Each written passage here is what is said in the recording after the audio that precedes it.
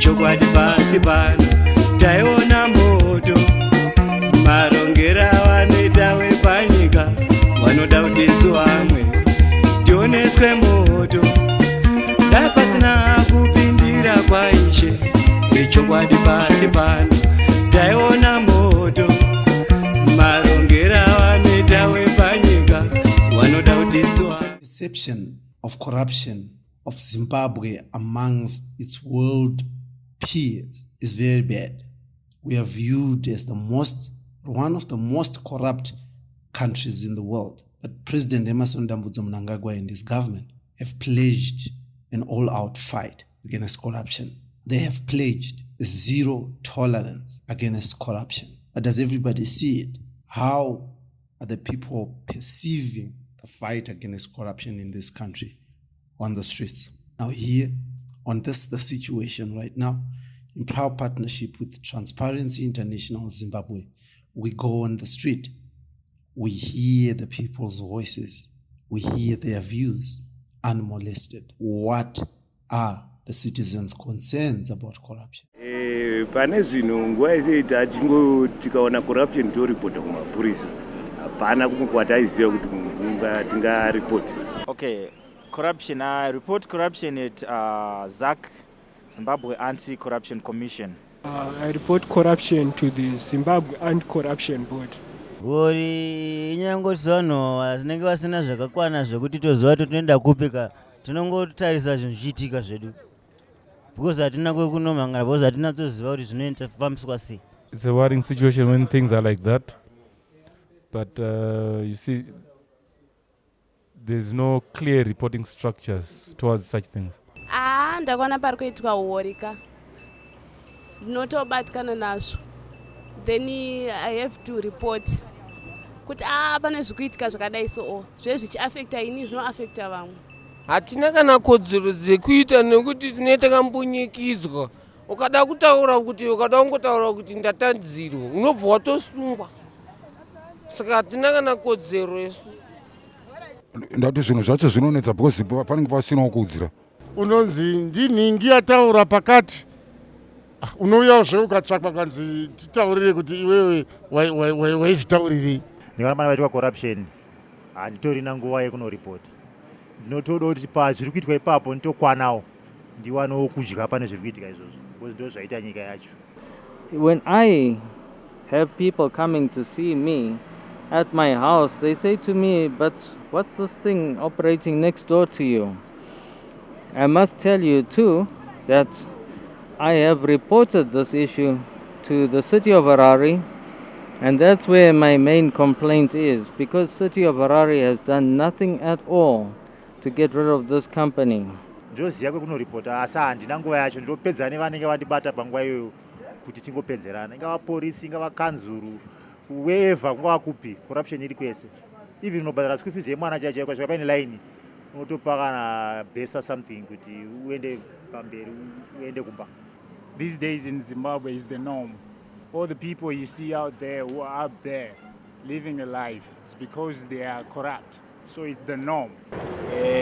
For now, I have no idea. Saka ndauya pamberi pevanhu ndida kunyatsoona ruzivo kuti kana ndasangana nenhau yamasitaura iyi kuti ndinonangepi uyezve ndinoita nezvo unoona hani. Look, corruption is everywhere. And as a citizen, I think we've normalized abnormal when it comes to corruption. And it's very rare to find corruption being reported. Even if we report to the authorities, nothing is being done to the corrupt. So we have a tendency of ignoring corruption when we see corruption. I'm not an exception to that. I also tend to ignore it. In most cases, if not 100% of my time, I've ignored it. For starters, I haven't reported any corruption because it's one of those things that I just ignore when we see corruption, because we don't even know where to go. Even if we go to the police, even if we go to the Zimbabwe Anti-Corruption Commission, nothing has happened. So I don't report that corruption.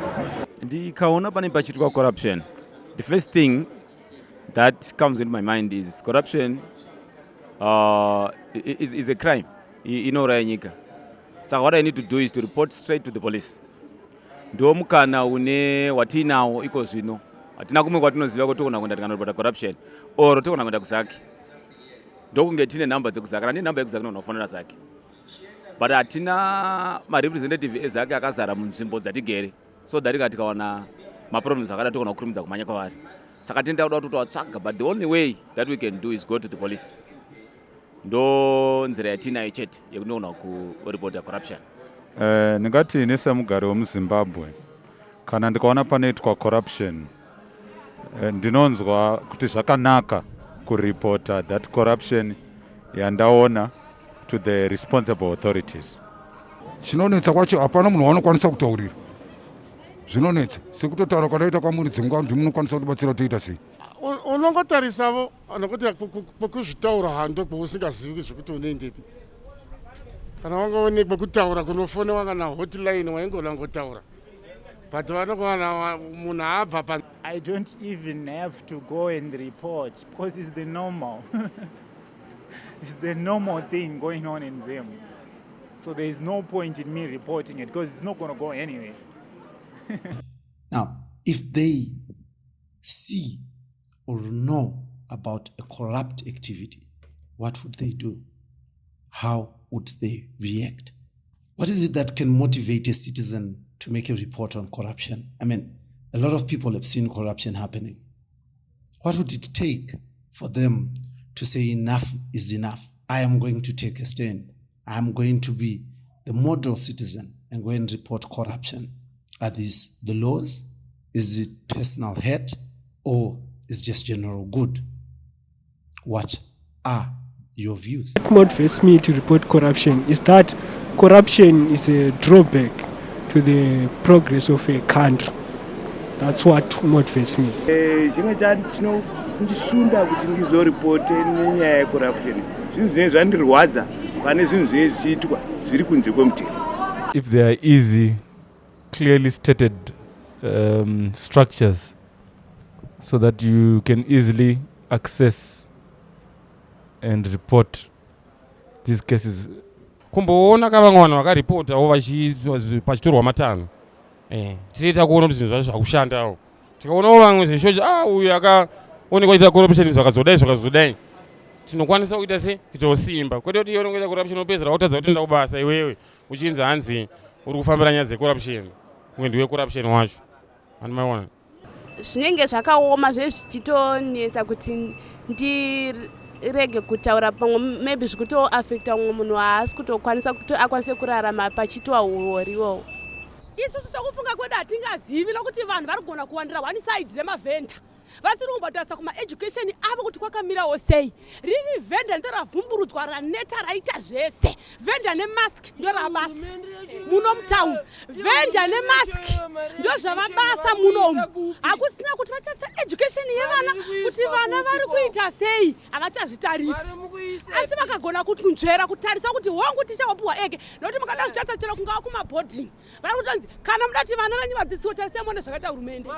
Asi maticha haagonera kutarisa kuti nguva yese vakagara period vakagara maticha. Pasi mari yaingopinda vaidi kutaura kuti no musaisa mari muakaunti nemhaka yakuti ina handisi kuita sei handisi kudzidzisa. Asi nhasi una maticha apa basa akutaura kuti no uya nemari yemaeke. Toda kuziva kuti ko yehurumende yacho iri kupi zvinhu zvakadai zvichiitika. Nguva yavo yese vatarisa kudai looking for makombi looking of mask.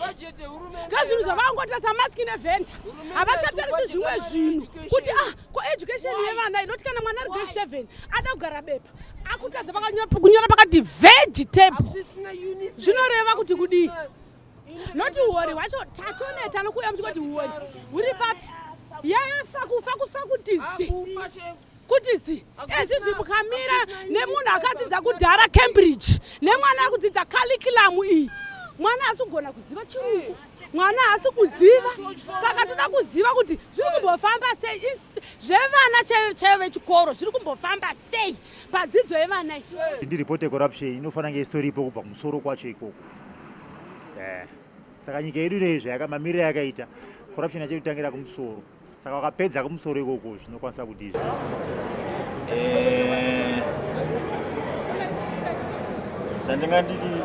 chingandiitire kuti ndikwanise kuripota mukati chikuru upenyu hwangu kuburikidza nekumbunyikidzwa kunenge ndichiitwa panguva yange ndiri papo ndasangana ndichiitika ichi ndochekutanga. Chechitu ndechekuti seizvozvi zvinogona kuti ndasangana nedambudziko iri.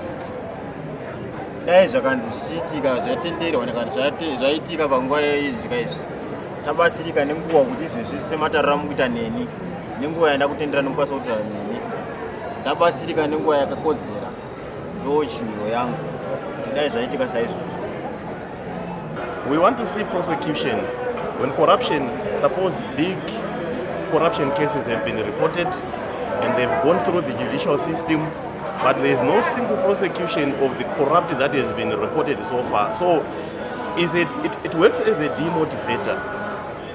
If there is any single prosecution that has been successful, then it motivates us to report corruption in future. Chingandisundaka kuti ndiripote corruption, personal ethics.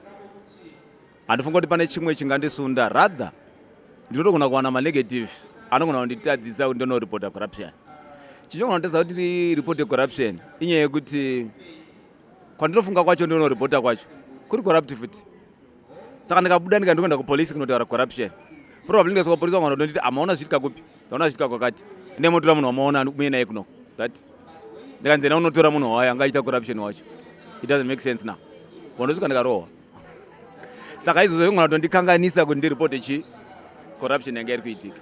Number 2, munhu anogona kuenda otosungwa, manomuna masikati atobuda atokunzi. Ndinoona sekuti pakuripota corruption motivation ingadiwa kwandiri sedunga munhu kana kuti kune vamwe vese kunyangwe tisina kuvabvunza hedu. Ndinoona kuti inawo yokuti kana ndichinge ndaripota corruption ndinofana kuzoona mutemo uchita take its course. Asi kana ndaripota corruption ndikaona zvinhu zvisina kushanduka kana kuti munhu uya asina kubatwa nemhosva, hazvindipe kuzova nechidokwa-dokwa chekuripota mangwana. Zvimwe zvacho zvinopedzisira zvakutotyisa nekuti unoshaya kuti munhu wacho sei arega kusungwa kana kuti sei arega kutorerwa matanho nemutemo. Ukaenda kupolisi kwacho ikoko ukasvika ukada kunoripota nyaya yako unobva wanzi iwe ndiwe utori nemhosva kana kuti akutadzira ndiye anobva anzi ndiye ari right because of mari, noti munhu ane mari ndiye aamukuru mazuva anaya. Saka takutoshaura kuti kodzero dzedu dzechi dziri kupi. Now, just a few weeks ago, government came up with the Whistleblowers Protection Act. It is still at the bill stage. It is supposed to go to parliament, be debated until it is passed into law. The Whistleblower Protection Act seeks, among other things, to ensure that those who report corruption are protected from losing their jobs, from harassment, or even from being killed. Because most of the times, those who are behind corruption are powerful individuals and are able to use violence or force to protect themselves from being exposed. Toza number yebadaro. Ndongotora undofona. Then those guys will pick it up. Ndikafona handizivi kuti vangaite sei kuti vatibatsire because some other people also pick my number. Kuti afona ndinhingi. Kuna macompanies ekuti ndikatofona nefoni yangu ino vanotoziva kuti ndinhingi akafona. Saka I think pakagadziriswa ipapo kuti chinondipromota kuti ndirege kuti ndirambe ndichiita whistleblower. Inyaya yekuti I'm not known. Ndikaenda ndangozivikanwa kana mumwe munhu akandifungidzira kuti ndini ndakonzera izvozvo, then we have a problem. No, I'm not. They should consider the girl child rights. Then, yeah, I think mostly like the girl child rights, kuvaku education yangu, the way I live my life, the sexual life part, because at times inini as a girl I might be abused even gumba by someone I close kwandiri. So I expect kuti ndikaenda kuno report that case, they shouldn't like look kuti ndiani and abuser, because if you look kudara like some of the girls like even right now vanochka, they still have like a certain type of fear was installed in them. Zvozvo kuti kana unoripota sekuru obva kuti uda kuripotera sekuru vako unoti wakuputsa ukamera and stuff. So tikuda kuti that bill isatarise all those things, but then justice should be served for the girl child. Yeah, I just heard it in passive. I understand that it guarantees protection to those who report corruption. Kuti ndifambe nepapachona hatokwanisa kusvika kumberi kwachona because kunenge kune majaindani kutonga kudhara tukatwa network kunze iwe zvinogumira murodhi. Ndamboerenga nezvaarangwara handazonyatsorinzwisisa handazopinda deep mariri. Right, rega ndinenge ndakubatai muromo pamubvunzo yamandiudza nematauriro amandiita nenzvimbo dzamanditendera kuti ndinokwanisa kuti ndakasangana nechiitiko ichi ndinoenda kunoripota nzvimbo dzamataura dziviri idzi, asi chiitiko chaakuitika mazuva ano ndisandatapudza kana kuwedzera. Ndiye ine nhau ndakananga kunzvimbo yemapurisa izvozvi pazita rapi ndakaenda apa kuti ndibatsiridzwe nguva chaiyo kuti ndibatsirwa nguva yanenge ichitenderana nayo kuti ndikwanisa kubatsiridzwa pari pazita rapi handikwanisa kubatsiridzwa nenguva yandinoda yakatendereka chaicho ndinogona kwatira kana the whole day rese ndisandabatsirika. Iyo ndoyandoda but handizema ndoripota kopi ndoyanechida manje inotokata network yacho kuti zvirambe zviri kumberi postaanzwa komana. Not at all. That's why I say I was highlighting clear reporting structures. That I think basically we need to have more information as the public as to how to go around such cases of corruption. Yeah. Iyo asatamboinzwa iyo because dai yaivekuka ndikutaurirai dei vamwe vanhu vakatofuridzwa kudhara. Kanaka kana rikazoshanda semataurirwo anenge richiitwa asi rinogona kungovako zvemunomutozviziva rinogona kunge ririko but risiri effective richingoripo pakutaura chete formality saka zvemunomu zvinotonetsa because corruption iri kwese. Yes,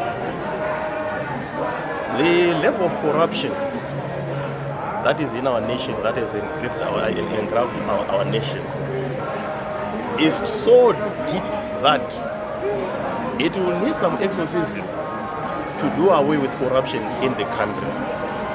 And one thing for sure, I don't see as authorities, I don't think they are doing enough to do away with corruption, be it at individual level or at institutional level. Listen, corruption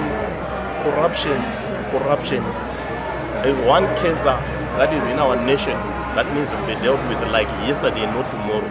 You cannot postpone prosecution of corrupted people in the society like we are doing now.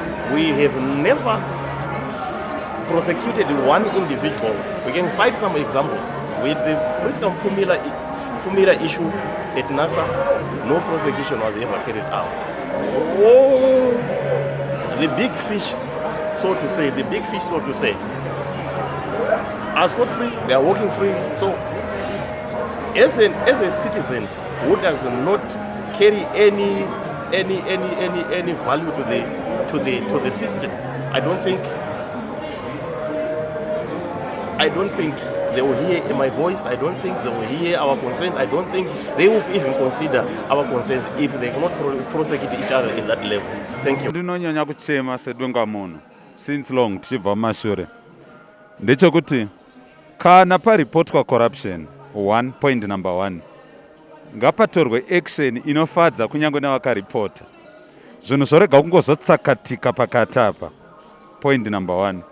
Point number 2, handisi kuaronga zvangu according to order of importance. Point number 2, vanhu vanoimplementa kana kuti mapolice makers kana kuti vanozoshanda nomutemo iwoyo ngavave ivo vanotanga kutya Mwari. Kana vatya Mwari vaite zvinhu zviri according nemutemo yakanyorwa, zvinhu izvozvo zvinotibatsira. But the moment yekuti iye wacho ari kuda kuti aite basa haana kutendeka pabasa rake, patove neproblem, nekuti vanoona vese vanotoona kuti iye wacho ari kufanira kunge achishanda zvakanaka nemutemo, haasi kushanda nawo zvakanaka. Zvinopa kuti chero vanoripota vacho vanopera simba. Saka chekutanga vanhu ngavatye Mwari, vatendeke pane zvakanyorwa, nekuti zvakagarirwa pasi. I believe mapolice makers anenge achitaura aine kutya Mwari mumwoyo yavo pavanogara vachironga zvinhu. Saka vanoiimplementa kana kuti vanoita law enforcement, they should fear God in the same way yakapa kuti pave ne such policies and such laws. Voimplementa zvinhu nemuronga accordingly muchirungu. Kana zvadaro vamwe vese they follow suit. And secondly, chandambotaura ndechekuti vanhu vanofadzwa nekuona zvavaripotera zvichibudisa mafruits, zvibudisa zvibereko. Firstly, a whistleblower should be guaranteed freedom after reporting corruption. And secondly, I think there should be a reward for those who report corruption, as they will be acting, as they will be playing a watchdog role to the government. Ngachengetedzeka sei kana nokuti zvinoitika ndezvekutika kana munhu akaripota oona zvemunhu uya mangwana ava kufamba aregedzwa, saka zvinopera. Handiti hove inotangira kuora kumusoro, zvinhu zvinonetsera kubvira kumusoro. We also want to find out from citizens if they think if Zimbabwe is to have a Whistleblower Protection Act, it will help the citizen, and why they think so. Do you think that law is sufficient in changing how we deal with corruption as a people in Zimbabwe? Also want to find out from the people, what is it that they want to see in the Whistleblower Protection Act? What matters to them? Because legislation is made for people, and people should be consulted and should be heard on what they want to see in that law. Mutemo uyu sekutsanangura kwamauita ndawanzwa kujekerwa kuti wakanakira kuti unobatsira pakushandidzana kwemutemo nevagari venzvimbo kana kuti nevanhu vari munyika vari kuona uori huri kuitika. Uye wakanyanya kunakira kuti unovanza zita, handiti kana kuti identity yemunhu aripota, saka the person ari kuratidza kuti asecure, asafeguard, haazokwanisi kukuvadzwa newadi waripotera. I think that is a good development. Actually, I think we need protection. Yeah. Firstly, I would want my freedom to be guaranteed.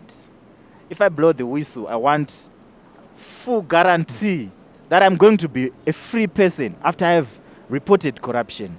And secondly, let's say maybe I'm a university student. Ndenge ndichidawo kuti kana ndazotaurawo pandaona paitika corruption, ndisazotsimbirirwa nechikoro kuti iwo wakataura zvakati, saka zvakati zvauchazviwana. Yeah. Ndingangoti zvandoshuvira kuti zviwedzerwe pabhiri iroro ndezvekuti vanhu vanenge vabatwa ivavo necorruption varangu zvinoonekwa zviri pamutemo, nekuti tozoona vanhu ivavo vachidzoka futi vachitowedzera corruption pamusoro peimwe corruption. Ndiyo chimwe chekutanga. Chechipiri,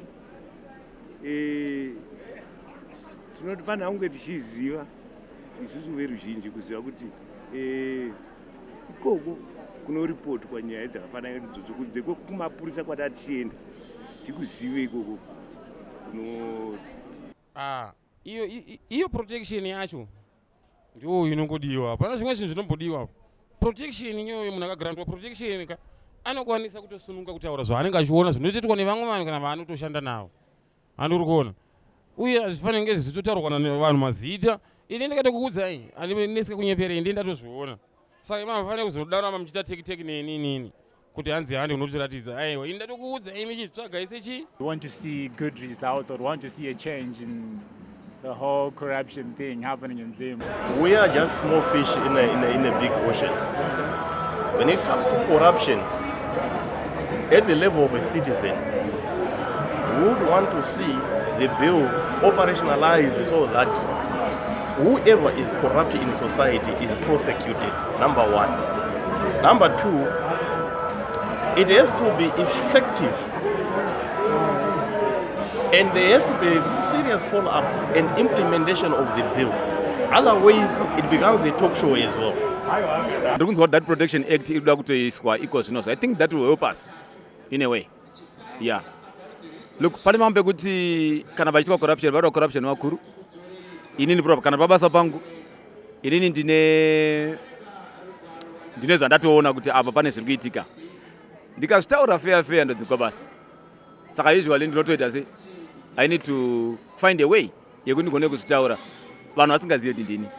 Ndotaura pane zvakati zviri kuitika. Pane kubiwa kwakati kuri kuitika pakati, pane zvakati zviri kuitika pakati. Ndikagona kuzvitaura izvo ndisingazviexpose. I think that will be fair enough.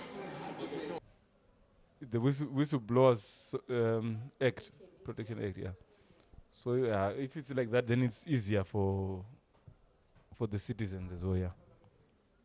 To be easier for them to come and report, since they'll be having an easier and a protected environment. For them. Yeah, izvozvo zvikange zvakadaro zvinobatsira hazvo. Asi ndonge zvichishanda. Protection, kuva neprotection ka. Kuva newhistleblower protection kana even corruption vanhu vangokwanisa kutaura ka. Because iwe unotaura kuti ndaona minister vachiviga mafuta pasi apo. Uri kuona? Iwe mangwana ndiwe unenge wakatoita sei? Wakatobata uchinzi aiwa ndiwe wakamaisa ipapo. Muri kuona? Saka whistleblower protection kai act kai inofanira kunge yatozoiswa kuvanhu. Kwete kuti vanongoti iriko nekuti wazonge wabatwa musi iwoyo. Zvinofanira kutoti zvitobuda kose zvinobatsira inini. Zvinobatsira vamwe. Saka vanhu vanofanira kuchengeta secorruption, vafanira kuzvichengeta, vafanira kutotaura. Kuti pane zviri kuitika zvakadai so. Tirikone kukurumidza, number one. We want that act very soon. Because this will protect the country. Saka nyika yakaramba ine corruption hazvitibatsire. Saka we need to have that act as soon as possible. I think that's one thing that I'm looking at. And also kana vachiisa mutemo iyo ngava publicize zviri enough for everyone to know. Even vari kumisha, vari kupi, media ngaishande basa so that munhu wese anoziva, kunyange ari kuchikoro, mwana wechikoro ari primary school, let them be educated kuti vazive kuti kune Whistleblowers Act. Pamwe pacho tokunangoti vanezvazvo like now ini ndakanzwa nezvayakuti kuiswa that act is going to be, but kune vamwe vasiri kutoziva nezvazvo like now. Mwana wangu chani ndinofunga anoziva nezvazvo kunze kunge ndatomuudza, but ari kuchikoro. And zvese zviri kuitika, corruption iri kuitika even from that level yavana vadiki iyoyo. Saka we need everyone to be aware. Saka ngapave nekuzivisa vanhu kwakawanda so that everyone even ari grade 1 anoziva kuti pakati corruption ndine kwandinomhanya kunotaura kana ndine matauriro andogona kuita at any given time. That will help us.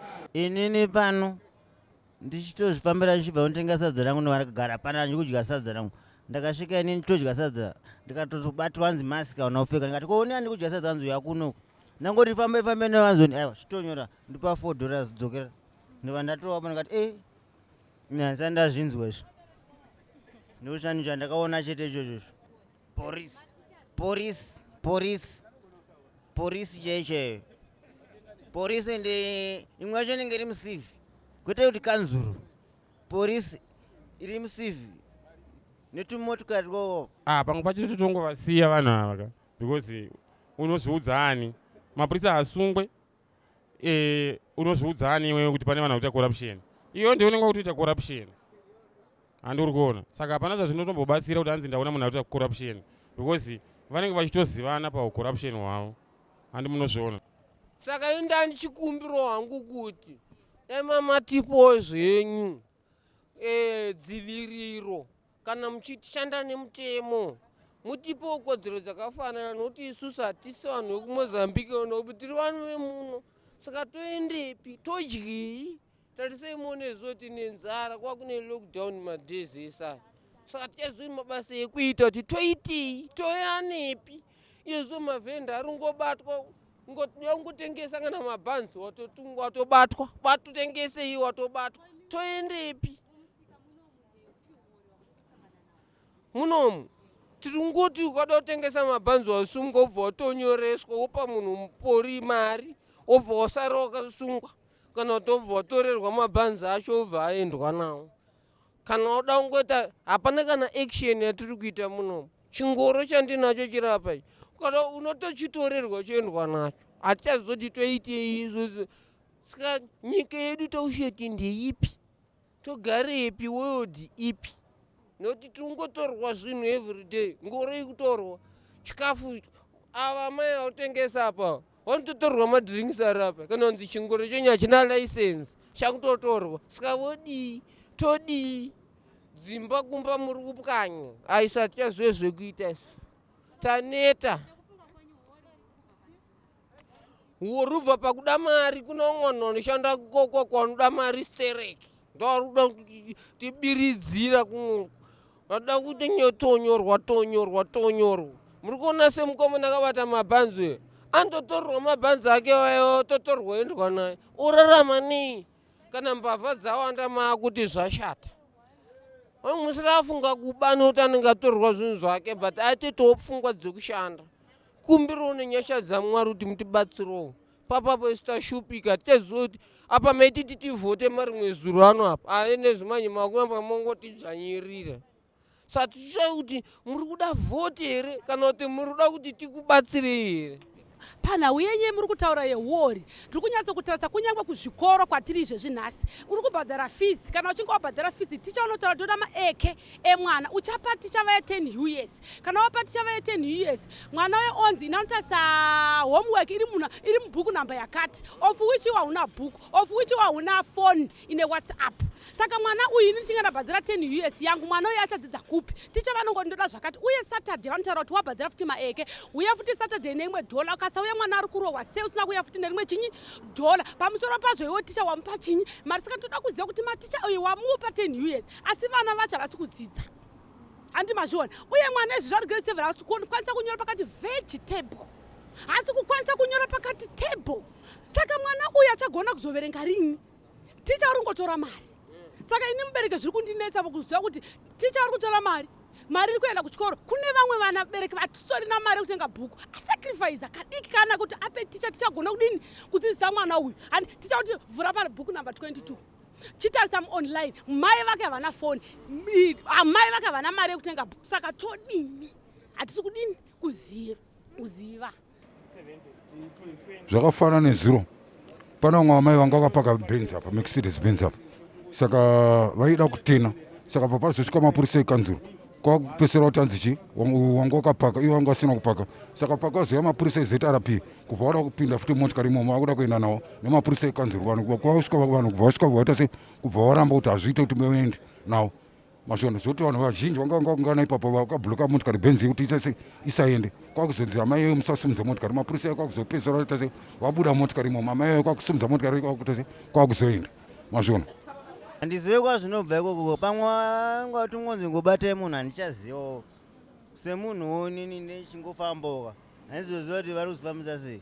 City of Harare, in my belief, were paid bribes by these people. And I say this because when I spoke to the Chief Inspection Officer of City of Harare about this business, and I said to him, which law is protecting this company from being evicted? I ask you to note that I said law. He said that he is not protecting them. So in my view, this shows that he was taking his bribes from that company. Yes, you see, City of Harare have been given that bribe, and I say it very strongly, they've been given those bribes because they know that they are not going to be affected. And it's possible, it's just possible that someone very high up is behind that company being allowed to stay in place. And I don't know who that someone is, but they cannot be touched. A certain officer, police officer, might see me putting my mask down, and he might come to me, grabs my belt, grab me by the belt, and then says, "You're under arrest." And I'll ask why, because you're not wearing your mask. And then I look at him, he's also dropping his mask. You understand? What's that? I don't think there is no single Zimbabwean. If he or she stays in Zimbabwe, that has not witnessed the corruption one way or the other. Either ignorantly or knowingly witnessing corruption. We've witnessed the corruption. All of us have witnessed the corruption.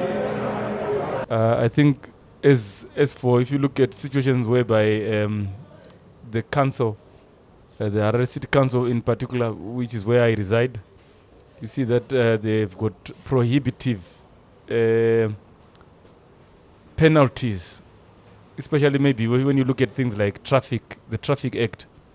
There's too much prohibitive tariffs, so much that people end up enticed to be corrupt rather than perhaps to pay for via the council itself. They end up fattening the pocket of the officer involved. So that if you look at the pockets of these guys, their pockets are not clean, and there's no option for the citizen because the fines are too heavy, over 20 years, and people can basically not pay because they don't have much in their pockets already towards disposable incomes. Yeah, when I say fundamentals, I mean, at one point looking at it, the reason why people are corrupt or are corrupt to this level, looking at it on the other hand, it's not their fault because everybody is trying to make a living after all. So you see that by being straight, you remain down. So you end up doing unjustified means just to get up or to have a life. So for as long as these fundamentals are not met, abvisa 100 years, abvisa 200 years. It's too much. Chimofunga uriwe, warepwa, waenda kunoreporta to the police. And then you see the same person who reportira ari in the streets. How do you feel? UNICEF, makaisa kupi. Kadeki, makaisa kupi. Apa atendiswa kuchikoro, taendiswa kuchikoro isu nherera. Dzaiendeswa kuchikoro nehurumende. Mari yacho muri kuendesa kwa. Atichaziva kuti pachachi apa. Wenyepo tisekerera musingatidi. Apa chazoti muri kuita seya.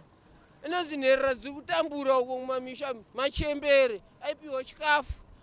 Yapro yangoya zvangoyese muchembere autosarudzwa nzi yapiwe, uyanopiwa, uyapiwe, uyanopiwa. Achazoti mbozvifambisa sei. Munomuvhenda. Motoita kuti mbuya utambura wakachembera uko munosungirei. Vorarama nei? Andorutengeswa utono uraramo. Isaizoti mambuya dzimwe nguva kana zupuko chechevainzi ndoende kumberi. Havachatoendi kumberi kwacho wakutobva watonzi mba. Wantonzi bvai apa endai kombuya. Mavhenda, mamoskeni, tumamoskeni tukadi tuyata tunotengesa maswitsi tuyati. Tusungwa kachiendeswa unosungwa kachiendeswa kukamba. Aendepi? Angayambuke bhodhe rakaenda ikoko. Musadaro, taikumbirawo kudai Mwari vatibatsire. Muonewo nesu. Mutibatsirewo. Apa tachema nema. Look, pane mambo ekuti kana vachiitwa corruption, vada corruption vakuru. Inini kana pabasa pangu, inini ndine zvandatoona kuti apa pane zviri kuitika. Ndikazvitaura fair ndodzikwa basa. Saka usually ndinotoita sei? I need to find a way yekuti ndigone kuzvitaura vanhu vasingazivi kuti ndini. Ndotaura pane zvakati zviri kuitika. Pane kubiwa kwakati kuri kuitika pakati, pane zvakati zviri kuitika pakati. Ndikagona kuzvitaura izvo ndisingazviexpose, I think that will be fair enough.